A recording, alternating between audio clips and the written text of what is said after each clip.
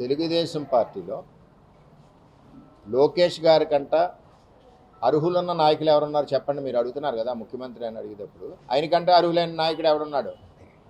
ఈవేళ కార్యకర్తల సంక్షేమ నిధి ఏర్పాటు చేసిన నాయకుడు లోకేష్. యువగలం పాదయాత్రతో తెలుగుదేశం పార్టీని నిలబెట్టి మొన్న అధికారంలోకి తీసుకొచ్చిన నాయకుడు నారా లోకేష్. ఈవేళ కోటి కార్యకర్తలను మెంబర్షిప్ చేసిన నాయకుడు లోకేష్. 9 లక్షల కోట్ల పెట్టుబడులు తీసుకొచ్చిన నాయకుడు లోకేష్. అంటే ఆయన పరిణితి చెంది అడుగడుగు ఒక్కొక్క అడుగు పైకి ఎక్కుకుంటా, ఆయన చంద్రబాబు నాయుడు గారి కొడుకుగా నేను మాట్లాడట్లేదు.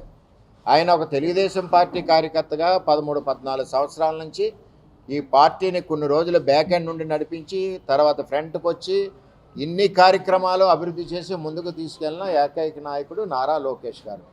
అయినే ఈ రాష్ట్రానికి మా తెలుగుదేశం పార్టీలో చంద్రబాబు నాయుడు గారి తర్వాత పరిపాలించే అర్హత ఉన్న నాయకుడు నారా లోకేష్ గారు.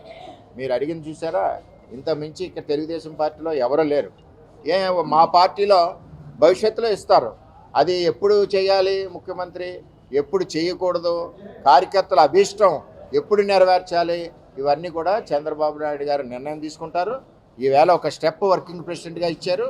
ఈవేళ పార్టీ పగ్గాలు ఆయన చేతిలో పెట్టారు. రాబోయే రోజుల్లో కూడా మా భవిష్యత్ నాయకుడు మా తెలుగుదేశం పార్టీలో నారా లోకేష్ గారే పగ్గాలు చేపట్టి ఈ రాష్ట్రాన్ని ముందుకు తీసుకెళ్తారు. అది ఎప్పుడు నిర్ణయించాలి, కార్యకర్తల కోరిక ఎలాగ నిర్ణయించాలి అన్నది కార్యకర్తల అభీష్టం మేరకు మా నాయకులు ఎవరైతే చంద్రబాబు నాయుడు గారు ఉన్నారో వారి నిర్ణయం మేరకు జరుగుద్దని చెప్పి మేము తెలియజేస్తున్నాం. మా పార్టీగా మా తెలుగుదేశం పార్టీ కార్యకర్తలు మేము కోరుకుంటాం, మా యువ నాయకుడు కావాలని కోరుకుంటాం. తప్పేం లేదు, ప్రతి పార్టీ కోరుకుంటారు. ఏ పార్టీలో ఉన్నా సరే ఆ పార్టీ నాయకుడు కావాలని కోరుకుంటారు. అదే తెలుగుదేశం పార్టీకి ఇంత కష్టపడి పనిచేసిన నాయకుడు నారా లోకేష్ గారు. అటువంటి నారా లోకేష్ నాయకత్వం ఈ రాష్ట్రానికి అవసరమని కార్యకర్తలు కోరుకోవడంలో తప్పులేదు, అందరి మనసులో కూడా ఉంది.